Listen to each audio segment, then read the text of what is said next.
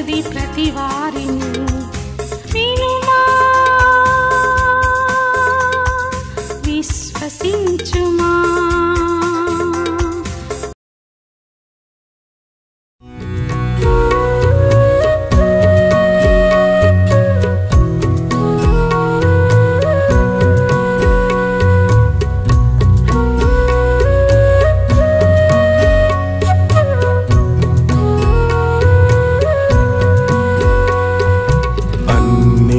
కన్నా ప్రార్థనే మిన్న అన్న బైబిలు మాట ఉన్నదా జ్ఞాపకం, ఉన్నదా జ్ఞాపకం. అన్నిటికన్నా ప్రార్థనే మిన్న అన్న బైబిలు మాట ఉన్నదా జ్ఞాపకం, ఉన్నదా జ్ఞాపకం.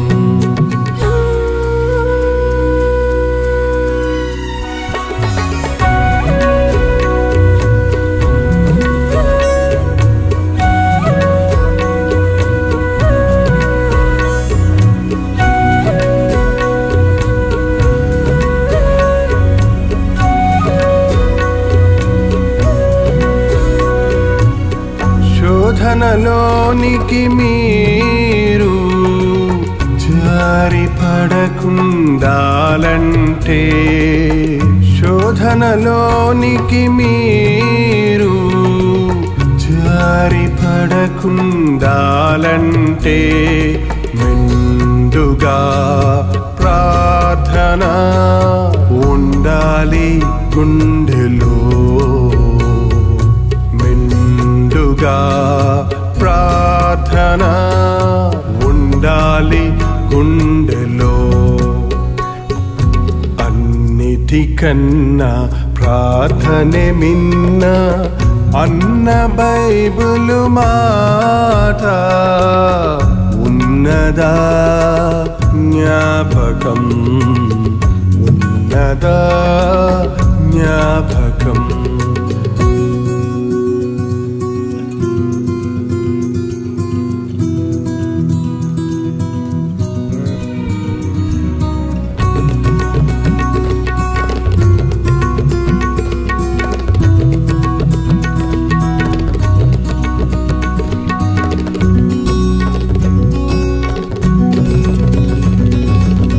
శాంతి లోపల మీకు సుఖము లోకములోనా, శాంతి లోపల మీకు సుఖము లోకములోనా. కలిగి బ్రతకాలంటే కావాలి ప్రార్థన, కలిగి బ్రతకాలంటే కావాలి ప్రార్థన. అన్నిటికన్నా ప్రార్థనే మిన్న అన్న బైబిలు మాట ఉన్నదా జ్ఞాపకం, ఉంచుకో జ్ఞాపకం, ఉంచుకో జ్ఞాపకం.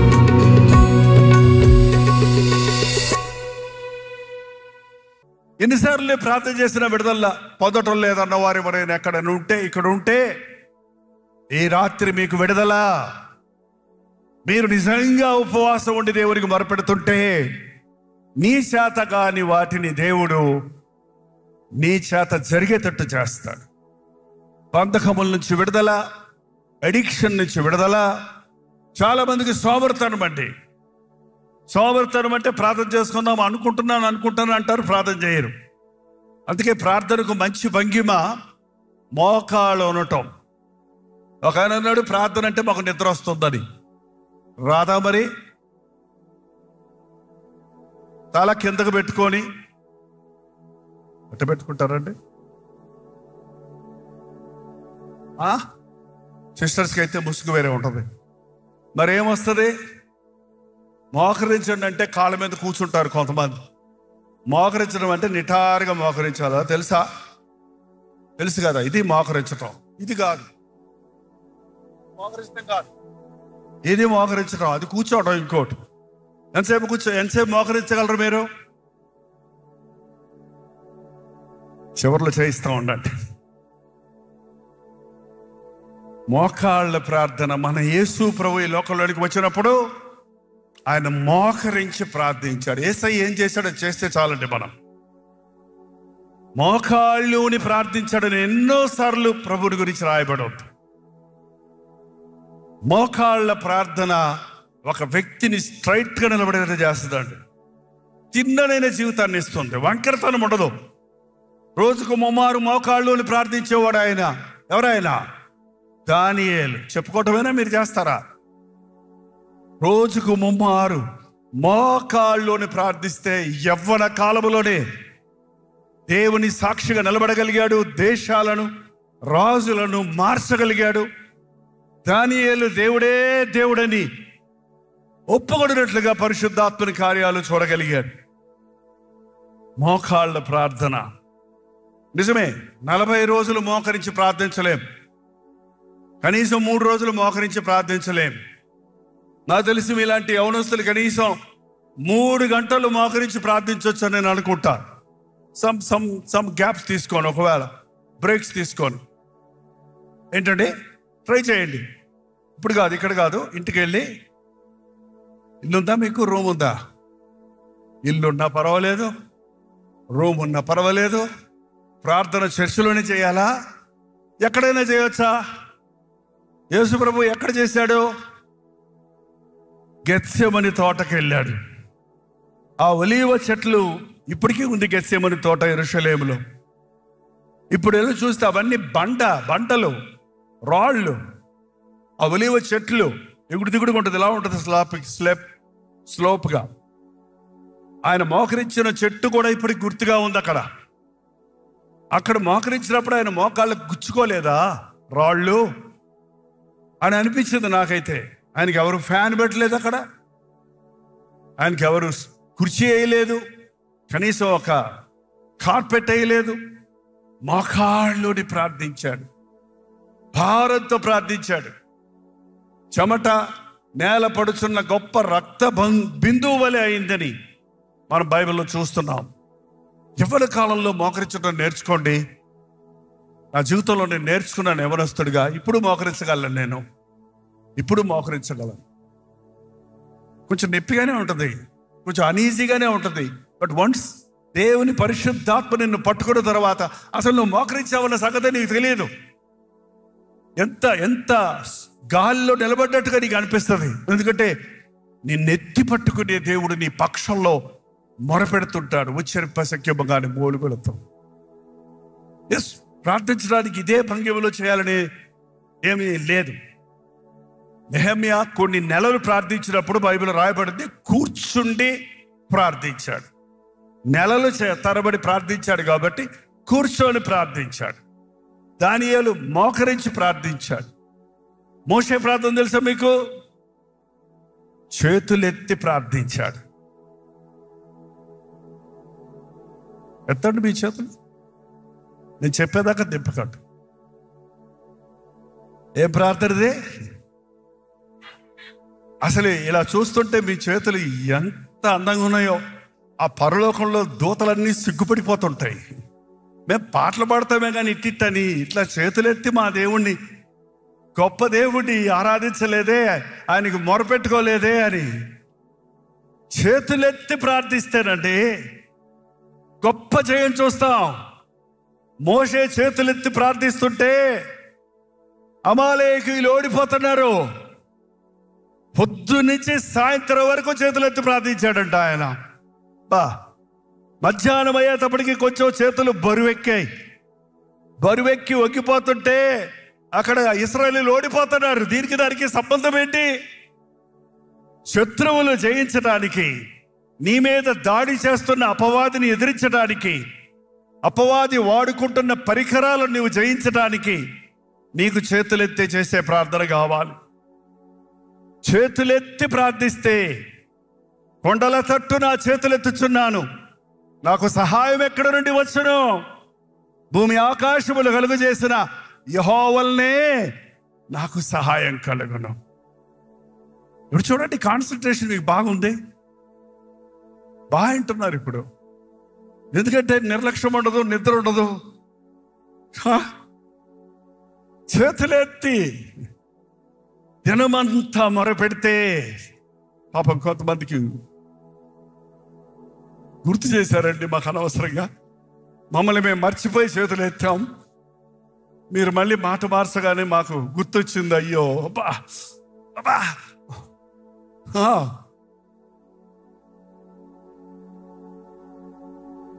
రాత్రంతా కూర్చొని చేస్తే ఇట్లా అన్ని చేయొచ్చండి. పాపం చాలా బాధపడుతున్నారు. ఒకసారి దింపి చూడండి ఎట్టుందో. గోడలు నిప్పడుతున్నాయా? ఏంటి 5 నిమిషాలకే, నాట్ ఈవెన్ 10 minutes. ఏంటండి, మన ప్రభువు లోబడనులని వారి కొరకు చెప్పండి దినమంతా చేతులు చాచే ఉన్నాడంట. 5 నిమిషాలకి మనం అలసిపోతున్నామే. ఆయన చేతులు 24 గంటలు మంచోళ్ళ కోసం కాదు, పరిశుద్ధుల కోసం కాదు, లోబడనల్లి వారి కొరకు, తిరుగుబాటు చేయ వారి కొరకు. ఎందుకురా నా ఇష్టం అయిపోతావు? రారా, నా కౌగిల్లోకి రా, నా చేతుల్లోకి రా, నిన్ను ఆదరిస్తా, నిన్ను క్షమిస్తా అని చేతులు చాచి ప్రభు మనల్ని పిలుస్తున్నాడు. యజమానుడి వైపు దాసి చేతులు ఎత్తినట్టుగా, దాసుడు చేతులు ఎత్తినట్టుగా మనం ప్రభు వైపు మన చేతులు ఎత్తి మొరపెడితే ఆయన చాచిన చేతులలో మనం ఇముడుతాం. ఆయన చాచిన చేతులు మనల్ని కౌగిలించుకుంటాయి. ఆ తప్పిపోయిన కుమారుడు తిరిగి వచ్చినప్పుడు, తండ్రి నేను నీకు విరోధముగా, పరలోకానికి విరోధంగా పాపం చేస్తున్నాను, నీ కుమారుని అనిపించుకోవడానికి నేను యోగ్యుడిని కాదు, ఒక కూలోడుగా నన్ను పెట్టుకో అని అడగటానికి వచ్చాడండి. కానీ వాడు ఇంకా దూరంగా ఉండగానే వాడు మనసు తిరిగిందని గమనించిన ఆ ప్రేమ కలిగిన తండ్రి, దూరంగా ఉన్నోళ్ళని ఎలా చూస్తాం? మనం ఎదురు చూస్తున్నప్పుడే చూడగలుగుతాం. ఎదురు చూస్తూనే ఉన్నాడు, నా కుమారుడు తిరిగిరా, తిరిగిరా, తిరిగిరా. ఇంకా దేవుని ప్రేమలో మీరు ఎమడకపోతే, ఆయన చేతుల్లో నలగకపోతే, ఆయన కౌగిల్లో చేరకపోతే, మీటింగ్కి వచ్చి వెళ్ళిపోతే సరిపోదు, చర్చికి వచ్చి వెళ్ళిపోతే సరిపోదు, 5-10 నిమిషాల ప్రార్థనలు సరిపోవసలే. హృదయాన్ని కుమ్మరించి పశ్చాత్తపడే ప్రార్థన ఈరోజు మనకు కావాలి. ఆ పాపాత్మురాలైన స్త్రీ యేసు ప్రభు విందులో ఉంటే వెనక తట్టు వచ్చి, వెనక తట్టు అంటే యూదులు ఇలా కాళ్ళు వెనక్కి మడుచుకొని కూర్చుంటారు, మనమైతే బాస్పాట్లు వేసి కూర్చుంటాం. ఇప్పుడు అంతా డైనింగ్ టేబుల్ వచ్చేసాయి. వెనక తట్టుకు వచ్చి కన్నీటితో ఆయన పాదములు కడిగి తన తల వెంట్రుకలతో తుడిచి ఆ పాదములు ముద్దు పెట్టుకుందట. అంటే ఎంతసేపు పట్టుంటారు? ఎంతసేపు అండి? తన పాపములన్నిటి కొరకు పశ్చాత్తాపడుతుంది. ఆమె పేరు తెచ్చుకుంది పాపాత్మురాలు అని. ఆ పాపాల మూటంతా తెచ్చి ఆ పాపాలన్నీ ప్రభు దగ్గర ఒప్పుకుంటూ, తండ్రి నేను నీకు విరోధంగా, పరలోకానికి విరోధంగా. మీకు తెలుసా అండి, మనం చేసే ప్రతి పాపము మనుషులకు విరోధంగా చేస్తున్నాం. చెప్పలక్కర్లేకుండానే మనం చేసే ప్రతి పాపము దేవునికి విరోధంగా చేస్తున్నాం. కాబట్టి మనుషుల దగ్గర, దేవుని దగ్గర కూడా మన పాపాలు ఒప్పుకోవాలి. మీ తల్లిదండ్రుల దగ్గరికి వెళ్ళి మీ తప్పులు ఒప్పుకోవాలి. ఒప్పుకున్న పాపానికి ఇక ఏ విధమైన ప్రభావం ఉండదండి. ఒప్పుకోకుండా కాసేపు నాయన తప్పు చేశానని దేవుడి దగ్గర రహస్యంగా ఒప్పుకొని ఆ మనస్సాక్షిని సరి చేసుకోకపోతే ఆ పాపం నిన్ను వెంటాడుతుంది, నిన్ను బ్లాక్మెయిల్ చేస్తుంది. ఒప్పుకున్న పాపం కడిగివేయబడుతుంది. మన పాపములను మనము ఒప్పుకొనిన ఎడల ఆయన నమ్మదగిన వాడు, నీతిమంతుడు గనుక ప్రతి దుర్నీతి నుండి మనల్ని ఆయన పవిత్రులుగా చేయను. గంటల తరబడి దేవుని సన్నిధిలో కూర్చొని నీ హృదయాన్ని కుమ్మరించిన అనుభవాలు నీకున్నవా? చాలా మందికి ఇవాళ రక్షించబడ్డారని అడిగితే ఒక సందేహంగా మొహం పెడతారు. బాప్తిసం పొందానంటారు. బాప్తిసం వేరు, రక్షణ వేరు.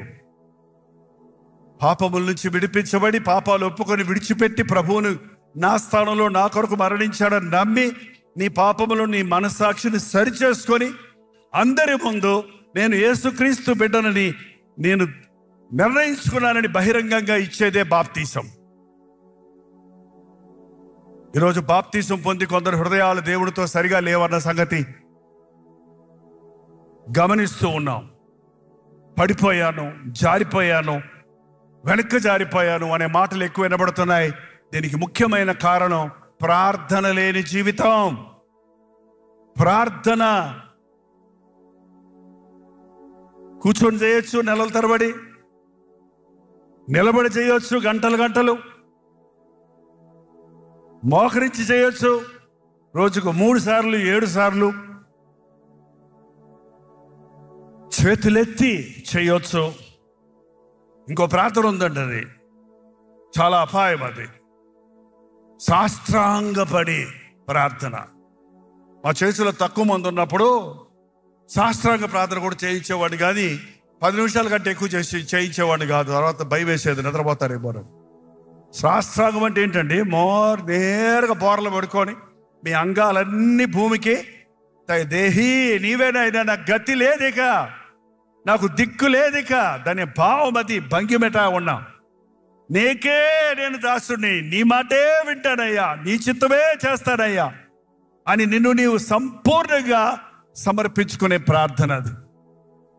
మెడ్రాసులో ఒక డాక్టర్ పాల్ అని ఒక ఆయన ఉండేవారు. మొత్తం తమిళనాడు టెక్స్ట్ బుక్స్ అన్నిటికీ ఒక హైలీ క్వాలిఫైడ్ డైరెక్టర్ ఆయన.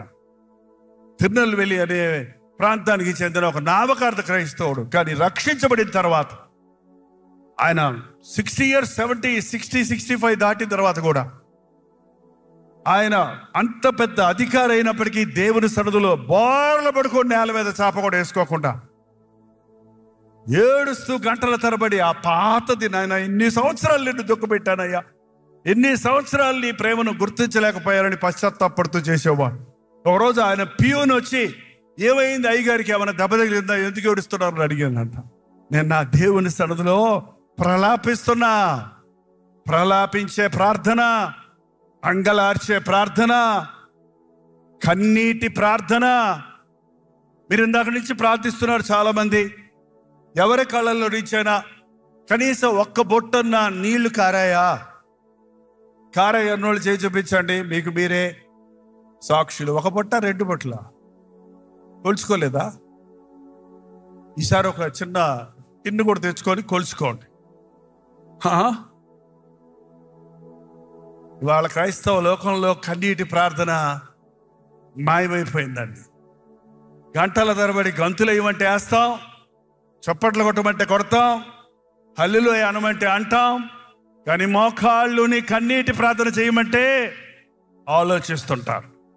రాదు ప్రార్థన. గుండె గుండె కదలకపోతే ఎందుకు వస్తాయండి కన్నీరు? హృదయం కదిలినప్పుడు ఆ ఎమోషన్స్ మనకి కళ్ళమ్మట నీళ్లు కలుగుతాయి. కొన్నిసార్లు అవి ఆనంద బాష్పాలు అవ్వచ్చు, కొన్నిసార్లు అవి పశ్చాత్తాపంతో కూడిన బాష్పాలు అవ్వచ్చు, కొన్ని కృతజ్ఞతతో కళ్ళు చెప్పగలుగుతాయి. నాకు చాలాసార్లు దేవుడు చేసిన మేళ్ళు తలంచుకుంటే కృతజ్ఞత కలుగుద్ది, మనకి హృదయం కదులుతుంది. అందుకని దేవుని సన్నిధిలో ప్రార్థించేటప్పుడు ఉపవాస ప్రార్థన అయినప్పటికీ మొదటగా దేవుడి కృతజ్ఞతాస్తుతులు చెల్లించండి. గంటల తరబడి ప్రార్థించడం నేర్చుకోండి. మనం మాటలతో ప్రారంభించిన ప్రార్థన మూలుగులతో ముగించే వరకు చేసేదే నిజమైన ప్రార్థన. మనం ఆలోచించుకొని మాటలతో చేసే ప్రార్థన, మనం ప్రార్థనని స్టార్ట్ చేస్తున్నాం అంతే. ఒక సమయం వచ్చేటప్పటికీ పరిశుద్ధాత్ముడు మనం ప్రార్థించే ప్రార్థన కొన్నిసార్లు అనేక సార్లు దైవ చిత్తానుసారంగా ఉండదండి. మన మనసులో ఉన్నదాన్నే ప్రార్థించుకుంటుంటాం. అందుకని ఏం చేస్తాడంటే ఉచ్చరింప సఖ్యము కాని మూలుగులతో ఆత్మ తానే మన పక్షములో ఉండి ప్రార్థన చేస్తాడు. అటువంటి ప్రార్థన అనుభవం ఎవరికైనా ఉందా? మీకు తెలియకుండానే పరిశుద్ధాత్ముడు మీ నోట్లో నుంచి వచ్చే ప్రార్థన మీరు వినాల్సిన అవసరం లేకుండా నీ మనసులో నీవు ప్రార్థన, ఇంత ప్రార్థన నేను చేశానా అని తెలుసుకుని ఒక అనుభవం ఉంటే అది పరిశుద్ధాత్ముడు నీ మీద చూపించిన ప్రార్థన. అంతసేపు టైం ఇవ్వట్లేదండి. మనం ప్రార్థనకి సమయం ఇవ్వాలి. ప్రార్థన చూడండి, ఒక మీటింగ్ జరుగుతుంటే చాలాసేపు ఆరాధన చేసిన తర్వాత, పాటలు పాడిన తర్వాత, ప్రార్థనలు చేసిన తర్వాత, ఆ తర్వాత ప్రసంగం ఎందుకు ఇస్తారు? ముందే ప్రసంగం చేయొచ్చు కదా. ముందే ప్రసంగం చేస్తే ఒక్క హృదయానికి అతుక్కోదు.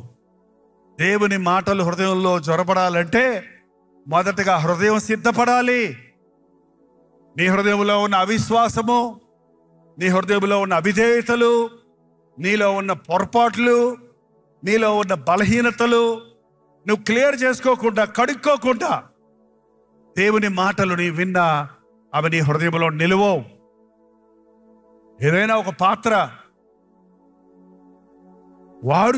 వాడుకోవడానికి ముందు మరి మీరేం చేస్తారో తెలీదు. కడిగి ఉన్న పాత్రలైనా కూడా ఇంట్లో సరైన తల్లి అయితే మళ్ళీ దాంట్లో పాలు పోయాలంటే, లేకపోతే ఏదైనా ఆహారం పెట్టాలంటే మళ్ళీ ఒకసారి ఏం చేస్తారంటే నీళ్ళల్లో అట్లట్లా కడుగుతారు. ఏ దుమ్ము దూసి ఏమైనా ఉందేమో, చిన్న పురుగులు ఏమైనా ఉన్నాయేమో. ప్రతిసారి ఒకవేళ రక్షించబడ్డావు ఏదో ఒక రోజున, ఎప్పుడో నీ పాపాలు ఒప్పుకొని విడిపించబడ్డావు, కానీ ప్రతిసారి దేవుని సన్నిధికి వచ్చినప్పుడు మొదటగా ప్రార్థనతో మన హృదయాన్ని సిద్ధపరచుకోవాలి. ప్రార్థన చేయడానికి ప్రార్థనలో హృదయం సిద్ధపరచుకోవాలి. ప్రార్థనలోనే ప్రార్థన నేర్చుకుంటాం. ప్రార్థించేవాడు ప్రార్థనాపరుడు అవుతాడండి. చూసారా, చాలా మందికి ప్రార్థనాపరుడు అనే పేరు లేదు ఇవాళ. మంచి బోధకుడు అంటారు, మంచి గాయకుడు అంటారు, మంచి సేవకుడు అంటారు, మంచి విశ్వాసి అంటారు, కానీ మంచి ప్రార్థనాపరుడు అనే పేరు నాకు కావాలి. ఈ వ్యక్తి మా సంఘంలో మంచి ప్రార్థనాపరుడు అని చెప్పగలిగే స్థాయికి మన ప్రార్థనా జీవితం ఎదగాలి. ప్రార్థన పరిశుద్ధాత్మని కార్యాలు జరిగిస్తుందండి. చట్టాలు మార్చేది ప్రార్థన, పరిస్థితులను మార్చేది ప్రార్థన, శోధనలో జయమిచ్చేది ప్రార్థన. మనలో ఉన్న అడిక్షన్స్, బలహీనతల నుంచి, పాపపు కట్ల నుంచి విడిపించేది ప్రార్థన. సాతానును జయించటకు శక్తినిచ్చేది ప్రార్థన. మీరు ఏదైనా మర్చిపోండి, కానీ ప్రార్థన మర్చిపోకండి. ప్రార్థనలో రహస్య ప్రార్థన గంటల తరబడి ఉండాలి. ప్రభు చెప్పాడు, మీరు ప్రార్థన చేయనప్పుడు చర్చిలోకి వెళ్ళి ప్రార్థన చేయండి అని చెప్పాడా? ఏం చెప్పారండి? మీ గదిలోకి వెళ్ళి తలుపేసుకొని, ఇంటిలో కనలేదు, ఎందుకంటే మీలో కొంతమందికి ఇల్లు లేవు, గదుల్లోనే ఉన్నారు కదా. ఒక్కదే ఉంది కొంతమందికి. మీ గదిలోకి వెళ్ళి, ఒక మూలకి వెళ్ళి, ఒక మిద్దె మీదకి వెళ్ళి, ఒక బాల్కనీలోకి వెళ్ళి ఏకాంతంగా నువ్వు ప్రార్థించిన రోజు ఆధ్యాత్మికంగా నువ్వు స్థిరపడతావు, బలపడతావు. అందుకని దేవాలయంలో ప్రార్థించక్కర్లేదని చెప్పలేదు. దేవుని మందిరంలో we're all praying together. ఎక్కడ 2-3 నా నామములో ఏకీభవిస్తారో, భూమి మీద 2-3 ఏకీభవించి దేనిని బంధిస్తారో అది పరలోకంలో బంధించబడుతుంది. ఏది విడిపిస్తారో అది పరలోకంలో విడిపించబడుతుంది. మంచి ప్రార్థనా పరులను లేపాలని దేవుడు ఆశిస్తున్నాడండి. Do you want to be one? నన్ను చేయి ప్రభువా, నన్ను ఒక ప్రార్థనాపరుడిగా చేయి నాయన. దాగి ఉండి ప్రార్థించే వ్యక్తిగా చేయ్యా. మనుషుల మెప్పుల కోసం ఉపవాసం ఉన్నప్పుడట ముఖం వికారం చేసుకోవద్దు. ఏంటమ్మా అలా నీరసంగా ఉన్నావు? ఉపవాసం అండి.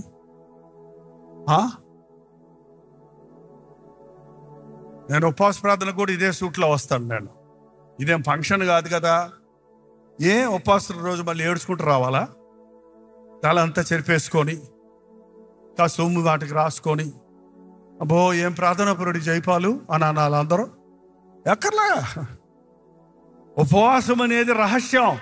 మీరు ఉపవాసం ఉన్నాడు ఉపవాసం అని 100 మందికి చెప్పకండి, అయిపోయింది దాని ఫలితం. ఏమి రాదు అక్కడ. అయినా ఉపవాసం ఎట్టుంటారు మీరు? ఉపవాసం ఉన్నారా మీరు? ఏంటంటే గబక్కని ఇన్ని ప్రశ్నలు అడుగుతారు, భయం వేస్తుంది అంటారా? నేర్చుకోండి. ఉపవాసం ఉన్నారా? ఎంతసేపు? రకరకాల ఉపవాసాలు ఉన్నాయండి. అవసరతను బట్టి ఆ ఉపవాస పరిధి మనం పెంచుకుంటాం, ఆసక్తిని బట్టి మనం దాన్ని పొడిగించుకుంటాం. ఇదేమో నిబంధన కాదు. ఇంకా ఇంకా ఇంకా ఇంకా ఇంకా పెరుగుతుంది దేవునితో మాట్లాడుకోవటం. కొంతమంది బంధువుల ఇళ్ళకి, స్నేహితుల ఇళ్ళకి వెళ్తారు చూడండి, వస్తానే అంటూనే ఉంటారు. 3 గంటలైనా ఎదుగు వెళ్తాను, టైం అయింది అంటూనే ఉంటారు, మాట్లాడుతూనే ఉంటారు. ఎందుకు? వాళ్ళ మీద ఉన్న ప్రీతి.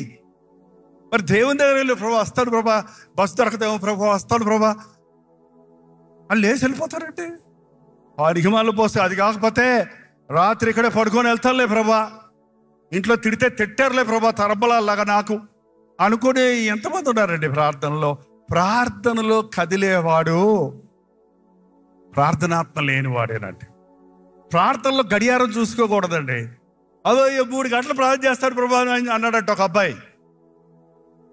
ప్రభా నాయనా నీకు వందనాలు, ఇంకా 10 నిమిషాలు అయిందా? అయ్యా దేవా దేవా స్తోత్రం స్తోత్రం స్తోత్రం స్తోత్రం. ముళ్ళు కదలటం లేదు ఆయనకి. అసలు చేసేది ప్రార్థన, ఆత్మ ప్రార్థన అయితే కదా. నాకు చాలాసార్లు అనుభవాలు ఉన్నాయండి. 10 నిమిషాలు ప్రార్థన ముగిద్దామని కళ్ళు మూసుకొని ప్రార్థన చేస్తూ కళ్ళు తెరిచేటప్పటికి 1 అవర్ అయిపోయేది. చర్చిలో కూడా అలాగే మర్చిపోతుంటాను నేను ప్రార్థనలో మనం పూర్తిగా ఈ లోకానికి డిస్కనెక్ట్ అయిపోతాం. We are connected to the lord. దేవునితో కనెక్ట్ అయిపోతాం. భూమిలో ఏం జరుగుతుందో మనకి తెలియదు అసలు. ఇక అది లోతైన ప్రార్థనాత్మను పొందటం.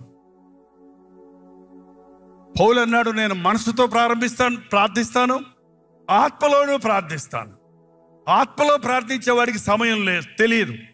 కానీ ఇలాంటి ఒక కార్పొరేట్ ప్రార్థనగా అందరం కలిసి ప్రార్థన చేస్తున్నప్పుడు మనం సమయాలు పాటించాలి. కాబట్టి ఏమంటున్నాడు పౌలు? మనసుతో ప్రార్థిస్తాను అంటే ఎంతసేపు ప్రార్థన చేశాను, ఏం ప్రార్థన చేస్తున్నాను అనేది గ్రహించుకుంటూ, అర్థం చేసుకుంటూ ప్రార్థిస్తాను. అనుభవం కలగాలండి. కళ్ళు మూసుకొని ప్రార్థన చేయమని బైబిల్ ఎక్కడా లేదు. కానీ కళ్ళు తెరిచే ఉంటే ప్రార్థన చేయరు చాలామంది. కళ్ళు ఏకాగ్రత కొరకు కళ్ళు మూసుకుంటున్నాం. కానీ మీరు ఏకాంత స్థలంలోకి వెళ్ళినప్పుడు కన్నులెత్తి ప్రార్థించవచ్చు. ఆకాశం కనపడద్దు అక్కడ. ఆకాశంలో నాకు ఎవరున్నారండి? నాకెవరున్నారు? మా బంధువు ఎవరండి ఆకాశంలో? అమ్మా, నాన్న, ఫ్రెండా, సెల్ ఫోనా? దేవుడు ఆకాశంలో, ప్రభు ఉన్నాడు. ఆకాశము కొండల తట్టున కన్నులెత్తుచున్నాను. ఎత్తుకెత్తేవాడు దావీదు. పైనున్న ప్రభువుకు మొరపెట్టుకునేవాడు. కన్నులెత్తి ప్రార్థించవచ్చు, కళ్ళు మూసుకొని ప్రార్థించవచ్చు, కూర్చొని ప్రార్థించవచ్చు. పడుకొని మాత్రం ప్రార్థించకండి. పడుకొని ప్రార్థించకండి. మంచం దిక్కుండా ప్రార్థించే వాళ్ళు, అలాగే పక్షవాతం వచ్చి అలాగే పడుకొని ఉంటారు. ఇక వాళ్ళకి మాత్రమే పర్మిషన్ అది. ఎందుకంటే వాళ్ళ కాళ్ళు చేతులు పనిచేయవు కాబట్టి. హాస్పిటల్లో ఉన్న రోగులు కానీ ప్రార్థిస్తే, అలా ప్రార్థించినా దేవుడు వింటాడు. మనం బోర్ల ఇలా ఎల్లుకెళ్ళి పడుకున్నప్పుడు ఎదురుగుండా పైకి మన దృష్టి పైకి వెళ్తుందండి. పైన ప్రభు గుర్తొస్తాడు. అందుకే రోగాలు వస్తాయి చాలా మందికి. ఎందుకంటే దేవుడు నా వైపు చూడమని అడుగుతాడు. అది నా వైపు చూడవయ్యా, నువ్వు వాళ్ళ కోసం వీళ్ళ కోసం అక్కడ ఇక్కడ చూస్తున్నావు, నా వైపు చూడు, నాకు మొరపెట్టు, నేను నీకు ఉత్తరం ఇస్తాను అన్నాడు ప్రభు. మన ప్రార్థనా జీవితం ఎలాగుంది? యేసయ్య ప్రార్థనా జీవితాన్ని చూస్తే, ఇంకా నువ్వు చీకటిగా ఉండగానే, ఇంకా తెల్లారక ముందే ఆయన ప్రయాణమై అరణ్య ప్రదేశానికి వెళ్ళి ఏకాంతంగా ప్రార్థించాడు. ఆయన ఉన్న చోట ప్రార్థించుకోవచ్చు కదా. పక్కన 12 మంది శిష్యులు ఉన్నారు కదా. మధ్య మధ్యలో కాఫీ టీలు ఇస్తారు కదా. అదేలేండి, ఆ రోజుల్లో కాఫీ టీలు లేవు. మధ్య మధ్యలో వచ్చి కాస్త విసురుతారు కదా. ఫ్యానులు లేవు కదా ఆ రోజు. నా మనసు వేరే దేని మీదకి వెళ్ళకూడదు, తండ్రితో నేను సహవాసం చేయాలి. ఓ రోజు ఎత్తుక్కుంటూ వచ్చారు శిష్యులు. ఎక్కడికి వెళ్ళావు ప్రభా, ఎక్కడికి వెళ్ళావు? నీకోసం అందరూ ఎత్తుకుతున్నారు అంటే, మనం చాలా ఊర్లకు వెళ్ళాలి, ఇవాళ చాలా గ్రామాలు తిరగాల్సి ఉంది. అందుకని నేను చాలాసేపు దేవుని సందులో ప్రార్థించుకుంటున్నాను. ఏంటంటే, పరీక్షల రోజు ఎక్కువ ప్రార్థిస్తారా, తక్కువ ప్రార్థిస్తారా? ఇంటర్వ్యూకి వెళ్ళేటప్పుడు ఎక్కువ ప్రార్థిస్తారా, తక్కువ ప్రార్థిస్తారా? టైం లేదన్నప్పుడు, ఎన్నో పనులు వాళ్ళు చేయాల్సి ఉన్నప్పుడు ఎక్కువసేపు ప్రార్థిస్తారా, తక్కువసేపు ప్రార్థిస్తాడా? ఓ దైవజనుడు అన్నాడు, ఈరోజు నాకు చాలా పనులు ఉన్నాయి కాబట్టి చిన్న ప్రార్థన చేసుకుంటాను అంటాం మనమైతే. ఆయననేమాడు, ఇవాళ చాలా పనులు ఉన్నాయి కాబట్టి చాలాసేపు నేను ప్రార్థించాలి, అన్ని ప్రార్థనల్లో జవాబు వచ్చేటట్టుగా నేను ప్రార్థించాలి, అన్ని ప్రార్థనలు సఫలమయ్యేటట్టుగా పనుల్లో ప్రార్థించాలి. మన ప్రార్థన బహిరంగంగా క్లుప్తంగా ఉన్నా ఏకాంతంగా గంటల తరబడి ప్రార్థించేవాడే నిజమైన ప్రార్థనాపరుడు. యేసు ప్రభు బహిరంగంగా చేసిన ప్రార్థనలు చాలా సంక్షిప్తంగా ఉన్నాయి. రాత్రంతా ప్రార్థనలో గడిపినది బైబిల్లో ఆయన గురించి. వేకువనే లేచి ప్రార్థించేవాడు, రాత్రంతా ప్రార్థనలో గడిపేవాడు. వాళ్ళు చాలా చర్చెస్లో ఆల్ నైట్ ప్రేయర్ అని పెట్టుకుంటున్నారు. వచ్చేదే 9 గంటలకు రాత్రి, వెళ్ళిపోయేది 2 గంటలకి.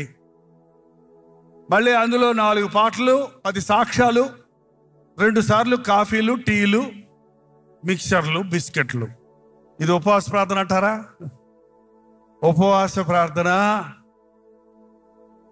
ఆహారం మానుకోవటం ముఖ్యం కాదు. You break the day into 3. 24 గంటలు 3 పార్టీలు చేస్తే ఎంత వస్తుందండి? 8 గంటలు నిద్రపోతాం మనం. వదిలేయండి, అది పక్కకు పెట్టి. తినేది ఎప్పుడు? అర్ధరాత్రులు కూడా తింటున్నారు. ఇప్పుడు చెప్పేది వర్తించదేమో. ఏంటండి, 8 hours నువ్వు ఏమీ తినకుండా ఉంటే దట్ ఈస్ కాల్డ్ ఒక పూట ఉపవాస ప్రార్థన. తిన్న దగ్గర నుంచి మరి 8 గంటల వరకు ఏమీ తినకుండా ఉండగలిగితే అది ఒక పూట ఉపవాస ప్రార్థన.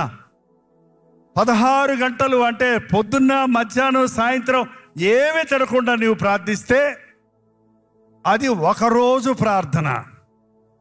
అలాగే 3 రోజులు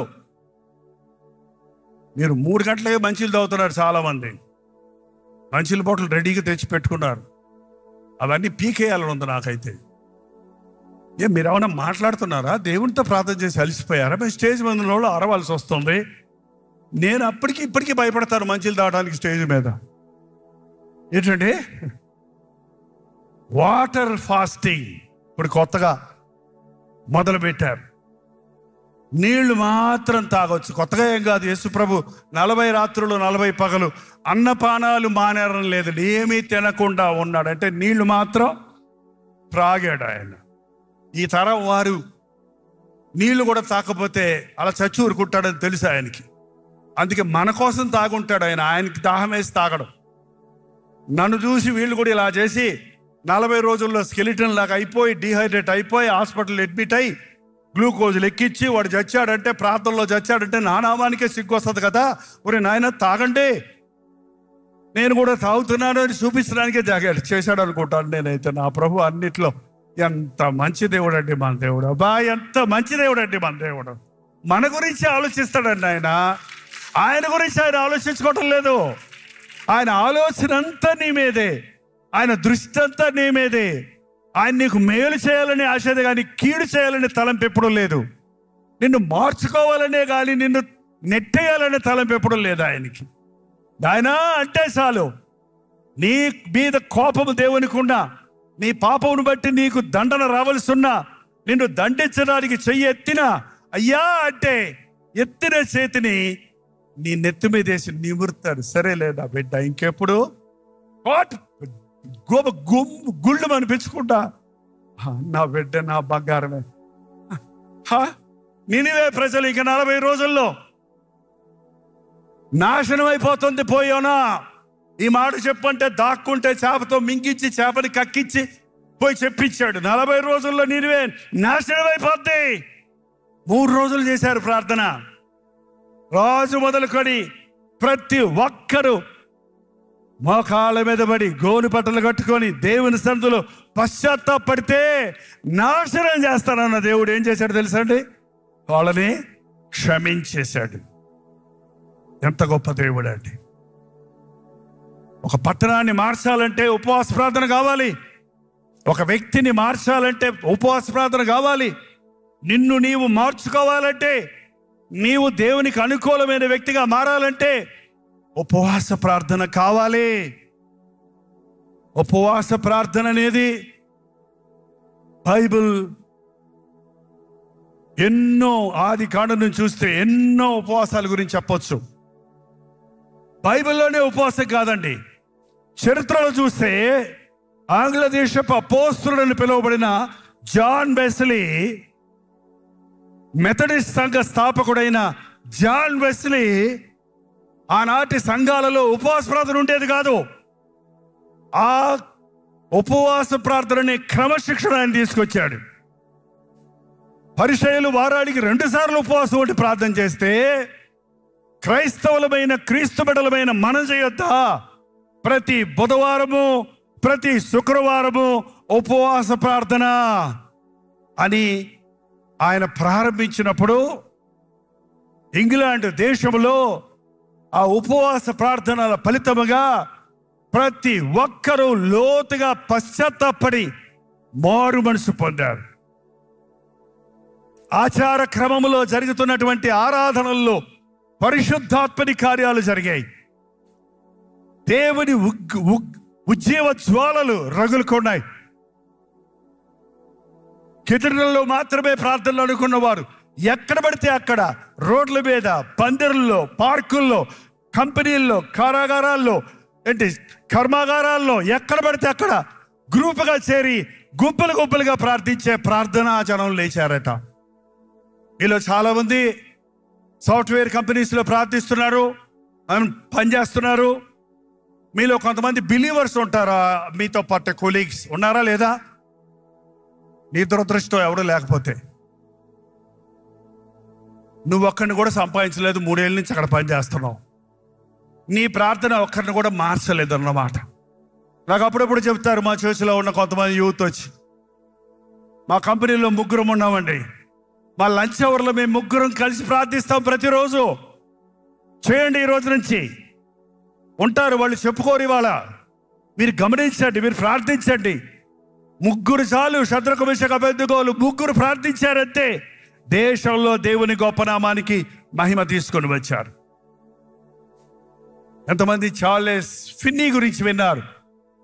చార్లెస్ ఫిన్నీ అమెరికా దేశం ఆ రోజుల్లో చల్లారిపోయిన భక్తితో, ఆచార భక్తితో నిండిపోయినప్పుడు మొట్టమొదటిసారిగా ఉపవాస ప్రార్థన ద్వారా ఉద్యమం రగులుకుంటుందని నిరూపించిన వాడు ఆ చార్లెస్ ఫిన్నీ.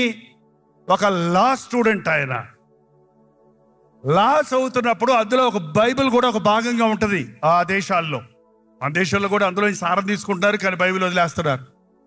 ఇవాళ చట్టం, ప్రపంచంలో ఉన్న చట్టాన్ని అంతటికీ మూలం పరిశుద్ధ గ్రంథమే, 10 ఆజ్ఞల సారమే.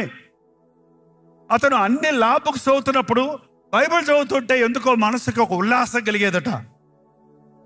ఆ పుస్తకాల మీద బైబిల్ పెట్టుకొని గంటలు చదువుతుంటే ఎవరైనా వచ్చి చూస్తే మాత్రం గబగబా లా బుక్స్ దాని మీద వేసి మళ్ళీ బైబిల్ చదివినట్టు కనపడకుండా గర్వంతో నిర్లక్ష్య పెట్టేవాడట.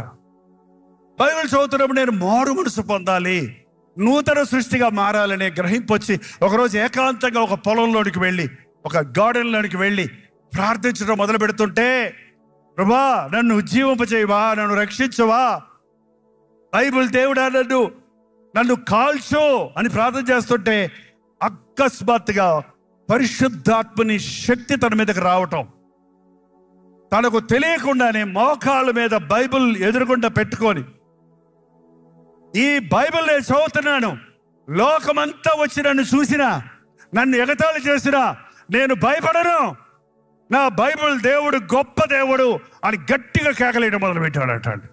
అక్కడి నుంచి ఉద్యమం రగులుకొద్దాయి జీవితంలో.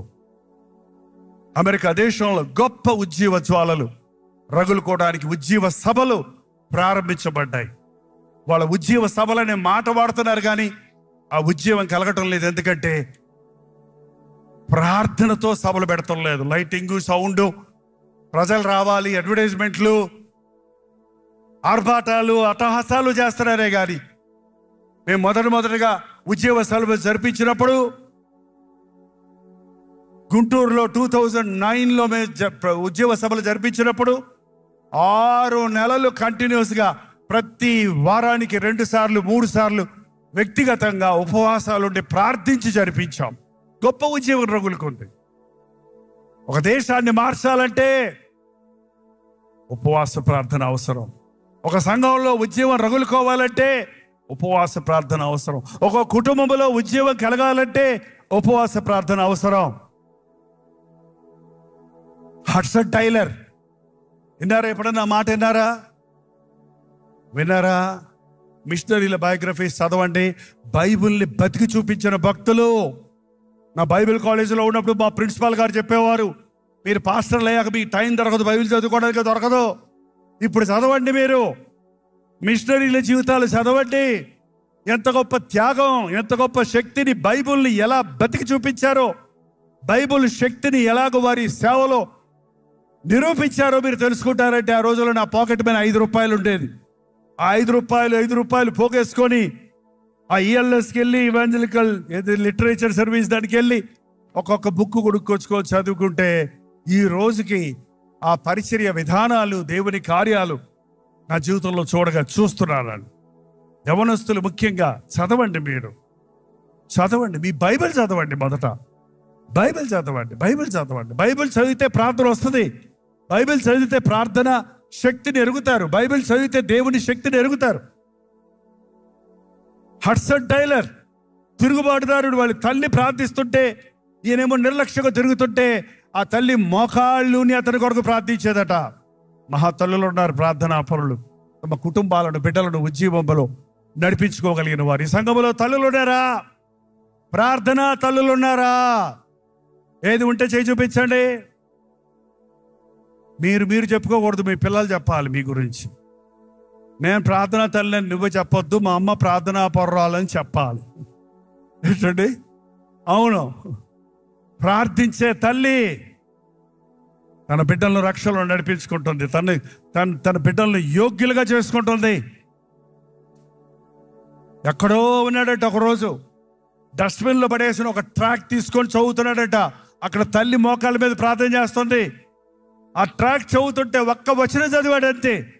అక్కడే కుప్పకూలి మోకాళ్ళ మీద పడి, నేను తప్పు చేశాను, పాపినయ్యా, క్షమించయ్యా అని దేవుని సందులో తన హృదయం అంతా కొమ్మరించి ప్రార్థించాడు. మారు మనసు పొంది మా అమ్మతో చెప్పాలని పరిగెత్తుకుంటూ తల్లి దగ్గరికి వెళ్తే, నాకు తెలుసయ్యా, దేవుడు చెప్పాడు, నువ్వు సేవ చేయాలని ఎప్పటి నుంచే చెప్తున్నాను నీకు, నువ్వేదో చదువుతానన్నావు.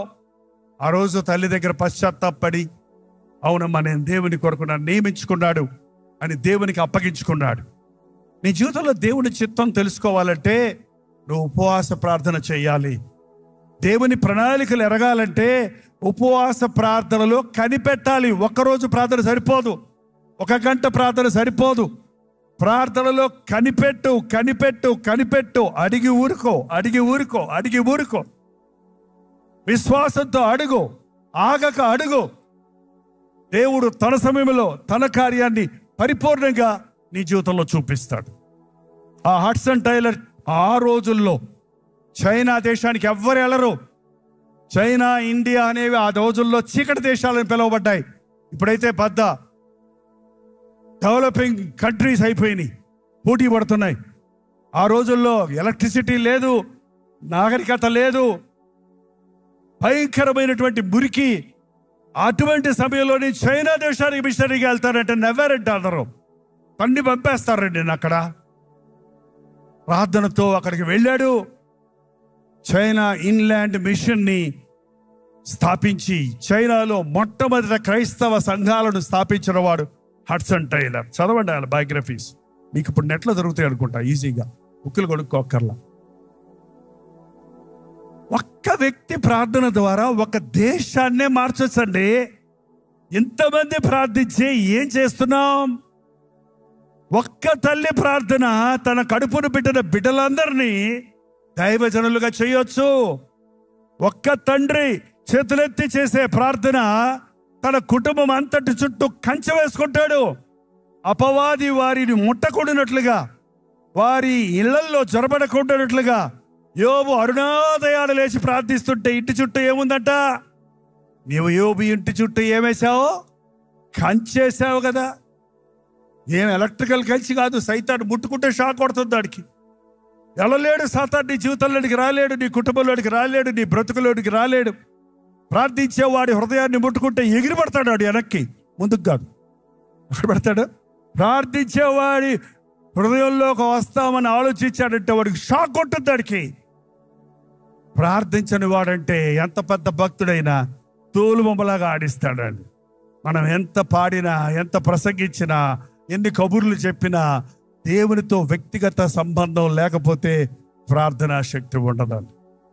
ప్రార్థనా పరుల్ని సిద్ధపరుస్తారు. ప్రార్థన ఆధ్యాత్మిక శక్తినిస్తుంది, ఆధ్యాత్మిక బలమునిస్తుంది, విశ్వాస జీవితమును వృద్ధి చేస్తుంది. ఎందుకు ప్రార్థించాలంటారా? కేవలం మన అవసరం తీరడానికి కాదండి. ప్రార్థన మనకు విశ్వాసమును కలుగజేస్తుంది. మీరు నమ్మని కార్యాలు నమ్మటానికి ప్రార్థన దోహదం చేస్తుంది. ప్రార్థిస్తే, నేను ఎంతసేపు ప్రార్థన గురించి చెప్పినా మీరు విన్నా ఏముండదు, కానీ మీరు ప్రార్థిస్తే భలే ఉంటుంది. అక్కడో చెప్పండి, మనం ప్రార్థిస్తే భలే ఉంటుంది కదా అని.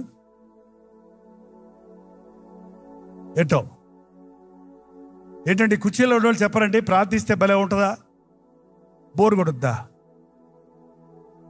ఆ సంఘంలో చాలాసేపు ప్రార్థిస్తారు బాబు, అడిగి వెళ్ళొద్దంటారా?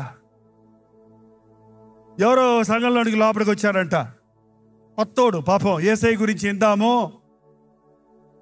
ఆయనతో మన బాధలు చెప్పుకుందామని లోపలికి వస్తే లోపల ప్రార్థన కూటం జరుగుతుందంట, ఉపవాస ప్రార్థన కూటం. అందులో ఒక్కొక్కడు ఎట్ట కూర్చున్నాడు తెలుసా? ఎత్తొకడు ఓరు నాయన, ఇళ్ళకే తలకాయ నొప్పులు, కాళ్ళు నొప్పులు, మూలుగులు ముక్కుతున్నారు, నాకేమో స్వస్థత దొరుకుతుందని బయటికి పోయాడంట. ఏంటండి, నిజంగా ఉపవాస ప్రార్థన చేస్తున్నప్పుడు ఎవరైనా లోపలికి వస్తే ఏం కలుగుతుందో తెలుసా అండి? ఆరిపోయిన దీపం వెలిగినట్లు పరిశుద్ధాత్ముడు వారి నోట్లో నుంచి కూడా ప్రార్థన వస్తుంది. ఎప్పుడూ ప్రార్థన చేయని వాడు కూడా ప్రార్థన గుంపులో తీసుకొచ్చి కూర్చోబెడితే ప్రార్థనా పరుడిగా మారిపోతాడు. ప్రార్థన జీవం, ప్రార్థన అగ్ని. ఏంటంటే, ఒక నుప్పుల కుంపటిలో ఎర్రటి నుప్పుల మధ్య ఒక బొగ్గును తీసుకొచ్చి వేస్తే ఏమవుద్ది? అన్నీ అది కూడా ఎర్రగా మారిపోద్ది. నువ్వు బాగా బగబగమంటే ఒక ఎర్రటి బొగ్గు తీసుకెళ్ళి, నిప్పు తీసుకెళ్ళి ఒక బొగ్గులు నల్లగా అయిపోయిన బొగ్గుల కుంపట్లో వేస్తే ఏమైపోతాయండి? కాసేపటికి అవన్నీ కూడా వెలిగిపోతాయి. అలా ఉండాలి నీ జీవితం. ప్రార్థించేవాడు అసాధ్యాలు సుసాధ్యాలు చేయగలుగుతాడు. ఎన్ని గొప్ప ప్రార్థనలు ఉన్నాయో, ప్రార్థనల ద్వారా ఎన్నెన్ని ఉద్యమాలు జరిగాయో, ఆది కాండము నుండి వరుసగా చదువుకుంటూ చెప్పుకుంటూ చూసుకుంటూ వెళ్తే ప్రార్థనలో దేవుడు పరిశుద్ధాత్మని కార్యాలను మెండుగా చూపిస్తాడు. ఒక దేవసేనుడు, పల్లెటూరు పాస్టర్ గారు పొలాల్లోకి వెళ్ళి ప్రార్థన చేసుకుంటుంటాడట. ఆయన వెళ్ళి ప్రార్థన చేసుకుంటుంటే చొక్కా కూడా లేదు ఆయనకి. తాస్పాము ఒకటి వచ్చి పైకెక్కి గుండ్రంగా తిరిగి ఏంటంటే ఆ తర్వాత వెళ్ళిపోయిందంట. అక్కడ గొర్రెలు కాసుకునేవాడు చూశాడంటే, ఇంది పాస్టర్ గారు అరవడు, అయ్యారు పాస్టర్ గారు, అయ్యారు అంటుంటే, ఏం అసలు ఇక్కడ లేడు, మీ మీద ఒక పాము ఎక్కి వెళ్ళిపోయిందండి అంటే, అవునా అన్నాడట. ఏంటంటే ఏదో ఏదో ఏదో ఏదో తిరిగినట్టుంది, కానీ నేను కళ్ళు తెరవలేదు, నా దేవుడితో నేను మాట్లాడుకుంటున్నా. అది ప్రార్థన అంటే. ఉచ్చరింప శక్యము కానీ మూలికలతో చేసే ప్రార్థన. నేను ఒక్క విషయం చెప్పిన తర్వాత మనం వచ్చే ప్రార్థన చేయబోతున్నాం. ప్రార్థన చేస్తే మాకేమొస్తుందండి అని అడిగేవాళ్ళు కూడా ఉన్నారండి. ఏమొస్తుంది? అడిగినవి వస్తాయి అంటారా ఏంటి? అడిగినవి వస్తాయని మేము ప్రార్థన చేస్తున్నాం అనుకున్నారా? అడగకపోయినా నీ అవసరతలన్నీ తీరుస్తాడు ప్రభు. ప్రార్థనలో నిజంగా నీవు కనిపెడితే నీకు ప్రశాంతత వస్తుంది, నీకు లిబర్టీ, స్వేచ్ఛ వస్తుంది, నీకు ధైర్యం వస్తుంది, నీకు విశ్వాసాభివృద్ధి కలుగుతుంది. కాబట్టి నీ విశ్వాసం వృద్ధి చెందుద్ది. ప్రార్థన అయిన తర్వాత నీ మనసు తేలికవుతుంది. ప్రార్థన అయిన తర్వాత మళ్ళీ ప్రార్థన చేయబుద్ధి వస్తుంది. ప్రార్థన మీద యాపిటైట్ కలుగు చేస్తుంది, ఆశను పెట్టిస్తుంది అండి. ప్రార్థన చాలా ఉన్నతమైంది. అటువంటి ప్రార్థన చేసినప్పుడే మనం దీవించబడతాం. ఇలాంటి మీటింగ్లో కూర్చొని రోజుల తరబడి, గంటల తరబడి మనం ప్రార్థించలేకపోవచ్చు. కానీ ఎడతెగక ప్రార్థన చేయండి అని దేవుడు చెప్పిన మాట నీ మనసులో దేవుడితో సంబంధం కలిగి ఉండటం. ఒక దైవజనుడు అన్నాడు, నా తలంపులన్నీ ప్రార్థనలే, నా తలంపులన్నీ ప్రార్థనలే. నేను మనసులో ఆలోచించే అన్ని దేవునికి విన్నవించుకునే విన్నపాలే తప్ప వేరే లేవు. ఆ స్థాయికి మనం ఎదిగినప్పుడు దేవుని ప్రణాళికలన్నీ మన ద్వారా జరుగుతాయి. ప్రార్థించేవాడు ఒక్కడుంటే 100 మంది ఉన్నదానికంటే ఎక్కువ కార్యాలు చేయగలుగుతాడు. ప్రార్థన శక్తి అన్నిటికంటే మించిన పరిశుద్ధ ఆత్మ కార్యాలు జరిగించేది. కాబట్టి ఈ సమయంలో మనకు వచ్చే ప్రార్థించబోతున్నాం. ఈ ప్రార్థనా సమయాన్ని మీరు అందరూ సద్వినియోగపరచుకోండి. ఇందాక ప్రార్థించారు, చాలాసేపటి నుంచి ప్రార్థించారు, నిన్న ప్రార్థించాం, రేపు కూడా ప్రార్థించబోతున్నాం. బట్ ఈ రాత్రి రేపటికి వాయిదా వేయొద్దు. రేపు ప్రార్థించాల్సిన విషయాలు చాలా ఉన్నాయి. మన కోసమే కాదు, దేశం కోసం ప్రార్థించాలి. మన కోసమే కాదు, అధికారుల కోసం ప్రార్థించాలి, బలహీనుల కొరకు ప్రార్థించాలి, కుటుంబం కొరకు ప్రార్థించాలి, అన్ని జనుల కొరకు ప్రార్థించాలి. పరిశుద్ధాత్మ కార్యములు నెరవేరినట్లుగా మనం ప్రార్థనలో కనిపెట్టాలి. ఈ రోజు మనల్ని మనం పూర్తిగా దేవునికి అప్పగించుకుందాం. మోకరించగలిగిన వాళ్ళందరూ మోకరించండి, మోకరించలేని వారు మీరు నిలవబడండి. కుర్చీలో కూర్చొని ప్రార్థిస్తే మాత్రం ప్రార్థన రాదండి.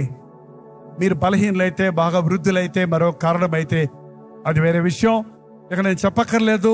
ఎవరో మిమ్మల్ని ప్రాంప్ట్ చేస్తూ ఉంటే మీరు చేసే ప్రార్థన కాదు, మీ గుండెల్లో నుంచి ప్రార్థన రావాలి. మీరు ప్రార్థించేటప్పుడు స్వరమెత్తి ప్రార్థించండి. మనసులో ప్రార్థించుకుంటే మీ తలంపులు చెదిరిపోతాయి. మీరు స్వరమెత్తి మీ ప్రార్థన మీ చెవులకు వినబడితే, మీ ప్రార్థన మీరు ఆలకిస్తుంటే, మీరు ప్రార్థన మనసుతోనూ ఆత్మలోనూ చేసిన వారు అవుతారు.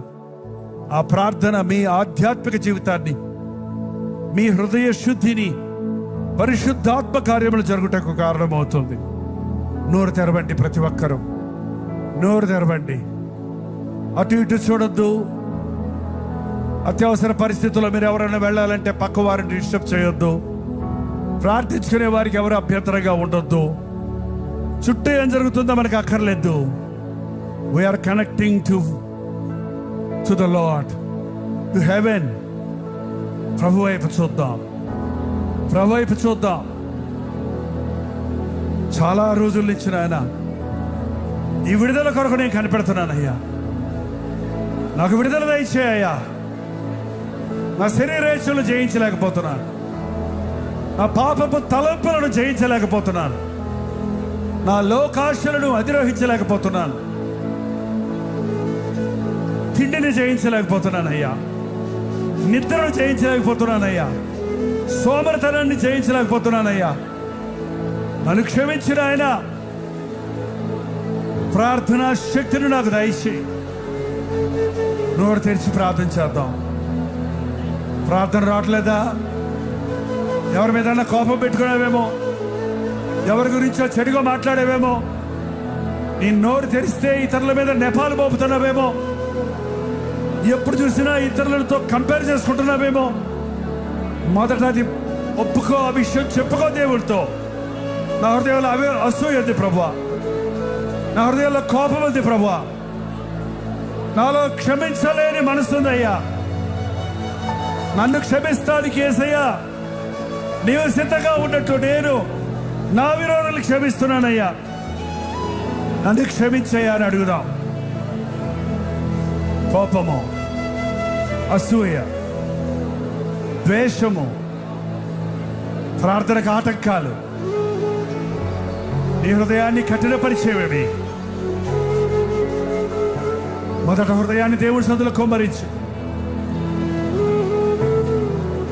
ఎంతమందిని నీ మాటలతో బాధ పెట్టావో, ఎంతమందిని నీ జీవితంలో, ఎంతమందికి నీవు ఆటంకంగా ఉన్నావో ప్రభు దగ్గర ఒప్పుకో. మనుషులతో చేసిన పాపమును, తప్పును మనుషుల దగ్గర ఒప్పుకో. దేవుడికి వ్యతిరేకంగా చేసిన పాపములన్నీ ఈ రాత్రి దేవుడి చేతుల్లో కుమ్మరించు. నీ ప్రార్థన పరములో వినబడుతుంది.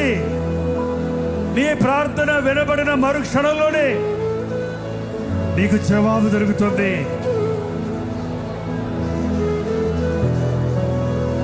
నీవు మరణమవుతున్నావు, ఇక బతకవు.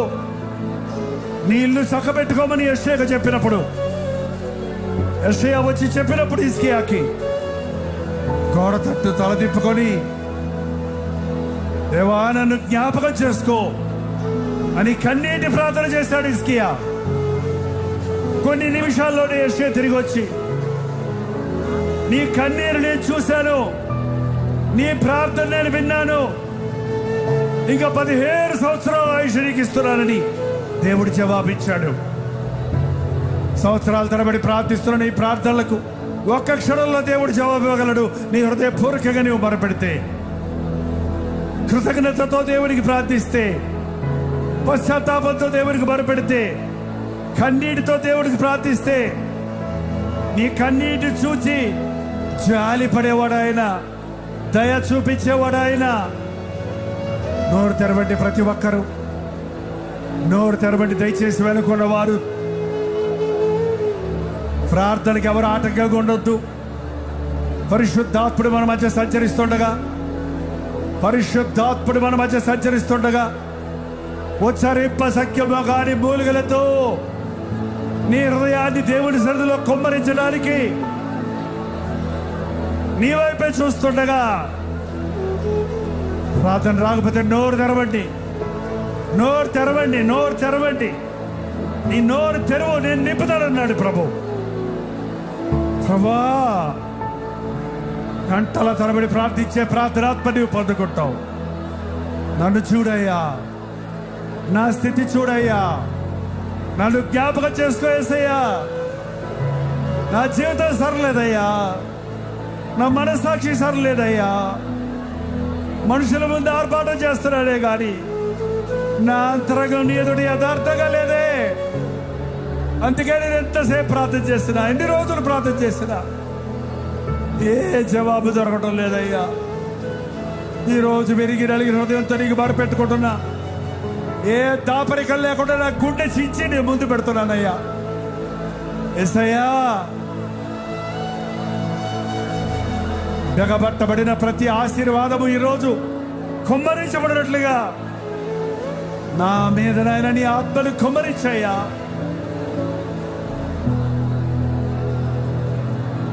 అపవాది కట్టి పెట్టిన ప్రతి బలహీనత నుండి నేను దీంట్లో నుంచి విడుదల పొందలేను, జయం పొందలేను, ఇంకా ఇంతే నా బ్రతుకనుకున్న వారు ఈ రోజున స్వరమెత్తండి.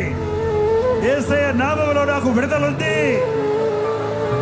నా ప్రభు నన్ను విడిపిస్తాడు, నా ప్రభు నా పక్షంలో యుద్ధం చేస్తాడు. నన్ను ఎదుర్కొంటున్న శత్రు సమూహాలను ఓడిస్తాడు. అవునయ్యా, అవిశ్వాసుల మధ్యలో నేను ఉన్నానయ్యా, మూర్ఖుల మధ్యలో నేను ఉన్నానయ్యా. నా వల్ల కాదు లేదు యేసయ్యా, శోధనకు లెక్కిపోతున్నానయ్యా. నాకు జయం కావాలి యేసయ్యా. నా హృదయంలోనికి రా నాయనా. నా తప్పులు ఒప్పుకుంటున్నానయ్యా, నా బలహీనతలు చెప్పుకుంటున్నానయ్యా. నన్ను క్షమించేసయ్యా. నోరు తెరిచి చెప్పండి ప్రభుతోటి, ఎక్కడ పడిపోయావు, ఏ పాపంలో పడిపోయావు. పోయిందిలే, పోయింది అనుకుంటున్నావు, పోలేదు. ఒప్పుకొనని ప్రతి పాపము న్యాయ తీర్పుకు తరుముతుంది నిన్ను. ఒప్పుకో. నా పాపమును కప్పు కనుక ఒప్పుకున్నానన్నాడు దావీదు. అంతవరకు నా మనసుకు నెమ్మది లేదు, నా ఎముకల్లో సత్తువ లేదన్నాడు. నీ జీవితంలో దీవెన లేదు, కారణం నీ జీవితంలో పాపం అనే బీజం ఉంది. ఇప్పుడు నువ్వు చేయటం లేదేమో కానీ ఒకప్పుడు చేసిన పాపాల ప్రతిఫలం నువ్వు పొందుతున్నావు. నువ్వు పొందలక్కర్లేదండి. యేసయ్య నీ ప్రతి పాపము కొరకు పరిహారం చెల్లించాడు. ఆయన దగ్గర ఒప్పుకో. ఆయన రక్తం నిన్ను కడిగి శుద్ధీకరిస్తుంది. ఆయన నామములో జయముంది, విడుదలుంది. ప్రతి ఒక్కరు నోరు తెరవండి. పరిశుద్ధాత్ముడు మన మధ్య క్రియ చేస్తున్నాడు. పరిశుద్ధాత్మని కార్యములో మొదటిది పాపముల గురించి ఒప్పిస్తాడు. నీకు తెలియకుండానే ఉన్నాయి నీ పాపాలు, నువ్వు మర్చిపోయావు నీ పాపాలు. ఇది పాపం కాదులే అనుకుంటున్నావు, కానీ పరిశుద్ధాత్ముడు ఈ రాత్రి నిన్ను ఒప్పిస్తున్నాడు. అవును, నేను దోషినే, అవును నేను అపవిత్రుడే, అవును, నేను క్రియల్లో పాపం చేయలేదు, కానీ నా ఆలోచనలో నేను చెడిపోయిన వాడినే. ఒప్పుకో దేవుని దగ్గర. మన వాక్కాయ కర్మలలో మనం శుద్ధీకరించబడాలని దేవుడు కోరుతున్నాడు. నీ మనస్సులో పరిశుద్ధత ఉందా? నీ మాటలో పరిశుద్ధత ఉందా? నీ ఆలోచనలు పరిశుద్ధమైనవా? వాటిని సరిచేస్తే నీ బ్రతుకు పరిశుద్ధపరచబడుతుంది. యేసుక్రీస్తు రక్తము ప్రతి పాపము నుండి మనల్ని పవిత్రులుగా చేస్తుంది. నోరు తెరిచి ప్రార్థన చేద్దాం. నన్ను బట్టి నేను పనిచేసే స్థలంలో ఉన్న వారందరూ యేసు వైపు తిరగాలయ్యా. యేసును నాలో చూడాలయ్యా. నా దేవుడు సింహాల నోళ్లు మూయించేవాడు. నా దేవుడు అద్భుత ఆశ్చర్య కార్యాలు చేసేవాడని నీ సాక్షిగా నేను నిలవాలయ్యా. నన్ను ఒక ప్రార్థన పరుడుగా చేయయ్యా.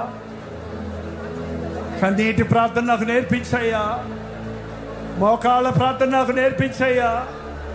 విశ్వాస ప్రార్థన నాకు నేర్పించయ్యా. ఎడతెగని ప్రార్థన నాకు నేర్పించయ్యా. పట్టుదల ప్రార్థన నాకు దయచేయ్యా. నన్ను ఆశీర్వదిస్తే కానీ నేను విడిచిపెట్టను అని రాత్రంతా పెనుగులాడిన యాకోబులాగా నీతో పెనుగులాడి ప్రార్థించడానికి సహాయం చేయి. రేపు కాదు, ఇదే అనుకూలమైన సమయం, ఇదే రక్షణ దినం. ఇప్పుడే నేను ఒక నూతన కార్యము చేతును అని ప్రభు సెలవిస్తున్నాడు. నీ ప్రార్థనకు జవాబు ఇప్పుడే అనుగ్రహించడానికి సిద్ధంగా ఉన్నాడు. ఇప్పుడే నీ హృదయ వాంఛను తీరుస్తాడు ఆయన. ప్రార్థించే వారి కొరకు ఆయన సిద్ధపరిచే ఉంచాడు. నువ్వు అడిగేవి, నువ్వు అడగక ముందే నీ కోరికలంటే ఆయనకు తెలుసు. నీవు ఆయనతో చెప్పకముందే నీ కోరికలు తీర్చాలని ఆయన సిద్ధపరిచాడు. ఆయన సిద్ధపరిచినవి కంటికి కనబడవు, చెవికి వినబడవు, హృదయానికి గోచరము కావు. గాని ప్రార్థనే పరలోకపు దీవెనలను మన కళ్ళ ముందుకు తెస్తుంది. నీవు చేసిన ప్రార్థన ఊరకపోలేదు, నీవు కార్చిన కన్నీరు ఊరకపోలేదు. లైవ్లో వీక్షిస్తున్నారు కూడా, మీరు ఎక్కడెక్కడి నుంచి వీక్షిస్తున్నారో అక్కడే మీరు మోకాళ్ళ మీద పడండి. అక్కడి నుండి దేవుడికి మొరపెట్టండి. నీవెక్కడున్నా నిన్ను చూసే దేవుడు, ఎక్కడి నుంచి అయినా నీ ప్రార్థన వినే దేవుడు, అనంతమైన అద్భుతమైన ఆశ్చర్యకరుడైన ప్రార్థన ఆలకించేవాడు, ప్రార్థనలకు జవాబులు ఇచ్చేవాడు. దానికి జ్ఞాపకం చేస్తున్నామంతే. ఆయనకు తెలుసు మాట నీ నోటికి రాకముందే నీవే అడుగుతావు. నీకు సిద్ధపరిచే ఉంచాడు ఆయన. నీ అవిశ్వాసాన్ని బట్టి నువ్వు పొందలేకపోతున్నావు, చూడలేకపోతున్నావు. నా మనోనేత్రాలు తెరువయ్యా. ఈ లోకాన్ని చూసి మోసపోతున్నానే గాని ఇంత గొప్ప దేవుడు నాకున్నాడన్నా విశ్వాసం లేకుండా పోయిందే. మనుషులు నాకు ఎవరేం చేయలేదు అనుకుంటున్నానే గాని నా దేవుడు నాకు అన్ని చేస్తాడని విశ్వాసం దయచేయ్యా. నమ్మండి, నమ్మండి. నమ్మదగిన దేవుడు ఆయన, నమ్మదగిన ప్రభు ఆయన. నా నామంలో ఏమడిగినా ఇస్తారన్న ప్రభు ఈ రాత్రి నీకు విడుదల ఇవ్వటానికి, నీకు క్షమాపణ ఇవ్వడానికి, నీ అవసరతలు తీర్చడానికి, నిన్ను కౌగిలించుకొని ముద్దాడి నీవు ఆశించిన స్థాయి కంటే ఉన్నత స్థానంలో నిన్ను ఉంచడానికి సిద్ధంగా ఉన్నాడు. పరిశుద్ధాత్ముడు మన మధ్య సంచరిస్తున్నాడు. ఎవరు హృదయాన్ని కఠినపరుచుకోవద్దు, ఎవరు టైం చూడొద్దు, ఎవరు అటు ఇటు చూడొద్దు. ఇదిగో దేవుని యొద్ద నుంచి జవాబు బయలుదేరింది. ఇదిగో దేవుడి చేసిన ఆశీర్వాదాలు నీ హృదయ వాంఛలు తీర్చడానికి దేవుడు తన దూతలను పంపిస్తున్నాడు. మూటల మూటల ఆశీర్వాదాలతో నీ కోసం వస్తున్నాడు ఆయన. ఇదేనయ్యా నాకా, ఇది నాకా ప్రభువా, ఇది నా కొరకా. అబ్బా, ఎంత గొప్ప దేవుడు అండి, ఎంత గొప్ప దేవుడు అండి. నేను అడిగింది ఇంతే కానీ ఆయన ఇచ్చేదంతా. నేను అడిగింది ఒక్కటే కానీ ఎన్నో ఇచ్చాడు ఆయన నాకు. అడుగుడి అడుగుడి అడుగుడి మీకు ఇవ్వబడదన్నాడు. నమ్మండి, నమ్మవట నీ వల్లైతే నమ్మవారికి సమస్తము సాధ్యం. ప్రార్థనని కీ ఇచ్చాడు మనకి. ప్రార్థన క్రెడిట్ కార్డ్ లాగా బలమైనది. క్రెడిట్ లిమిట్ లేదు, ఎక్స్పైర్ డేట్ లేదు దానికి. ప్రార్థన ద్వారా ఏదైనా ఎప్పుడైనా ఎక్కడి నుంచి అయినా నీవు సాధించవచ్చు. నాకు మొరపెట్టు, నేను నీకు ఉత్తరం ఇస్తాను.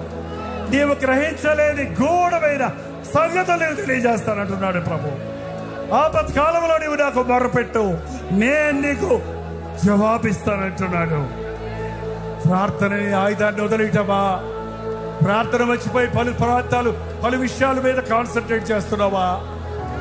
ఏ కష్టం వచ్చిందా ప్రార్థించు, బాధ వచ్చిందా ప్రార్థించు, కొరత వచ్చిందా ప్రార్థించు, శ్రమ వచ్చిందా ప్రార్థించు, శక్తి లేదా ప్రార్థించు, డబ్బులు లేవా అప్పటికల్లకు ప్రార్థించు.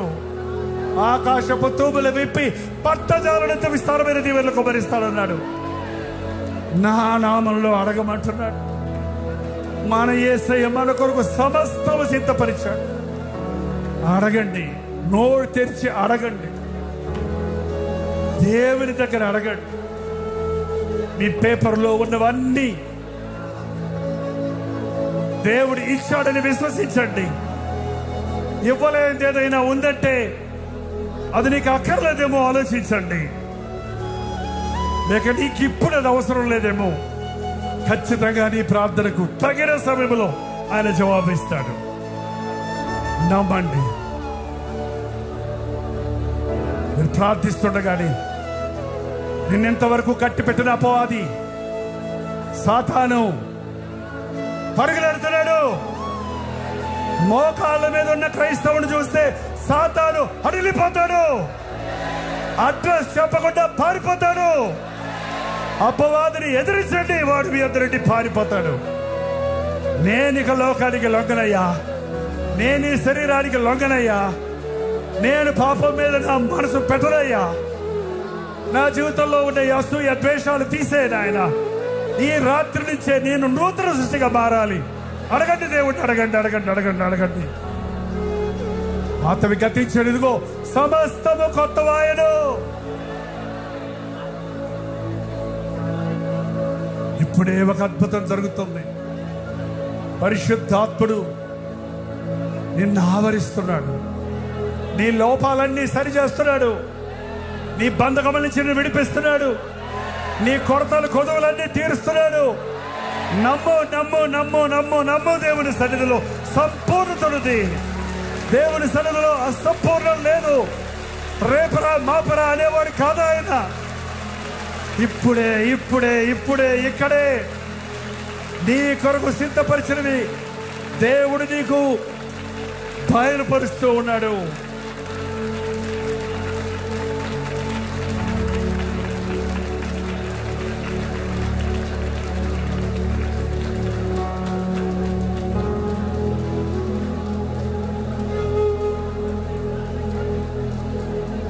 అందరూ రెండు చేతులు పైకెత్తి, మోకాళ్ళ మీద మీ చేతులు పైకెత్తడం కొంచెం ఇబ్బంది అయినా, నాయనా థ్యాంక్స్ జీసస్, వందనాలయ్యా. నీ గుప్పిలు విప్పి నా అవసరాలన్నీ తీర్చినందుకు వందనాలయ్యా. నా చేయి పట్టుకొని లేవనెత్తయ్యా, నా చేయి పట్టుకొని నడిపించయ్యా. దిగులు పడకు, భయపడకు. నీ చేయి పట్టుకొని నేను నడిపిస్తాను. నీకు తోడుగా ఉంటానన్న వాగ్దానం. మళ్ళీ పాప ఊగులోనికి పోకుండా, మళ్ళా పాత జీవితంలోనికి తిరగకుండా, మళ్ళీ పడిపోయే భక్తి కాకుండా నన్ను పట్టుకొని ఆయన నన్ను నడిపించయ్యా. నమ్ముతున్నానయ్యా. ఈ రాత్రి నీవు నన్ను దర్శించినందుకు వందనములయ్యా. నా బంధకముల నుంచి నన్ను విడిపించినందుకు వందనములయ్యా. నా హృదయ వాంఛలు తీర్చినందుకు వందనములయ్యా. ప్రార్థన ఆలకించే దేవుడు నాకున్నాడని నమ్ముతున్నానయ్యా. ఇక మీద నీకే మొరపెట్టుకుంటానయ్యా. నీకే చెప్పుకుంటానయ్యా. నా కొరతలు మనుషుల దగ్గరికి వెళ్ళనయ్యా, కుటుంబీకుల దగ్గరికి వెళ్ళనయ్యా. నిన్నే అడుగుతున్నానయ్యా. నమ్మదగిన దేవా నీకు వందనాలు. చేయి పట్టి నడిపించే దేవా నీకు వందనములు. నాలాంటి ఒక పిచ్చుక లాంటి వాడి మీద నీ దృష్టి ఉంచి నాకు ఆలోచన చెప్పేదేవా నీకు వందనాలయ్యా. నీ ఇన్స్ట్రక్షన్స్ కోసం ఎదురు చూసే మనసు నాకు దయచేయి. నా ఆలోచనలు కాదు, నీ ఆలోచనలు నా జీవితంలో జరగాలి. నేను అనుకున్నది కాదు, నీవు అనుకున్నది నా బ్రతుకులో నెరవేరాలయ్యా. ప్రతి అడుగు నీ చిత్తంలో వేయడానికి సహాయం చేయి. ప్రతిరోజు ప్రార్థనతో దర్శనీయ ప్రారంభించి దినమంతా ప్రార్థనాత్మకలు కొట్టడానికి సహాయం చేయి. ప్రతి అడుగు నీ చిత్తములోనే ఉండడానికి, ప్రతి మాట నీకు అంగీకారమైనదిగా ఉండడానికి, ప్రతి ఆలోచన నీకు ఇష్టమైనదిగానే ఉండడానికి, నడినెత్తి నుండి అరికాల వరకు నన్ను పరిశుద్ధపరచుడు ఆయన. పరిశుద్ధాత్మను మా మీద కుమరించము తండ్రి. నూతన పరచము నాయన, పరిశుద్ధపరచము నాయన, శుద్ధీకరించము నాయన. కలహము, కక్ష, ద్వేషము, కోపము, అసూయ ఈ నీచ గుణాల నుంచి మమ్మల్ని విడిపించు నాయన. క్రీస్తు యేసును కలిగిన మనసు మాకు దయచేయి. ప్రేమ సమాధానాలు మా హృదయాన్ని ఏలడానికి సహాయం దయచేయి. ప్రతి ఒక్కరిని రాత్రి దర్శించినందుకు వందనములయ్యా. వందనాలు తండ్రి, కోటి కోటి కోటి వందనాలయ్యా. బ్రతకంతా నీ కృతజ్ఞతలు చెల్లించడానికి సహాయం ఇచ్చే. మరింతగా నీ సన్నిధిలో పట్టణాల కొరకు, దేశాల కొరకు, జాతుల కొరకు, భాషల కొరకు, అధికారుల కొరకు, ప్రజలందరి కొరకు విజ్ఞాపన చేయడానికి మాకు నేర్పించు.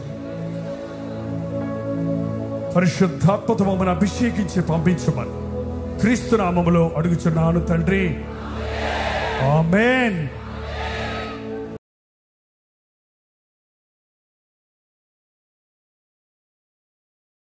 దాని స్తోత్రం. మీరు విన్న వర్తమానం మీకు ఆశీర్వాదకరంగా ఉంటే, మీ ప్రార్థన అవసరాలు భారాలు ఉంటాయి, 954041 నెంబర్కి ఇప్పుడే ఒక టెక్స్ట్ లేక వాయిస్ మెసేజ్ ద్వారా వాట్సాప్ పంపించండి. మీ వాట్సాప్లన్నీ పరిశీలించి మేము ప్రార్థిస్తున్నాం. ప్రభు అద్భుతంగా మనకు జవాబులు ఇస్తున్నాం. మీరు ఇతర దేశాల్లో ఉంటే 91001008 నెంబర్కి మీ ప్రార్థన అవసరాలు పంపించండి. ఉచితమైతే రేపు ఉదయం 7 గంటలకు అనుదిన ధ్యానంలో మళ్ళీ కలుసుకుందాం. అంతవరకు దేవుడి మహాకృప మీకు తోడేడు దాకా.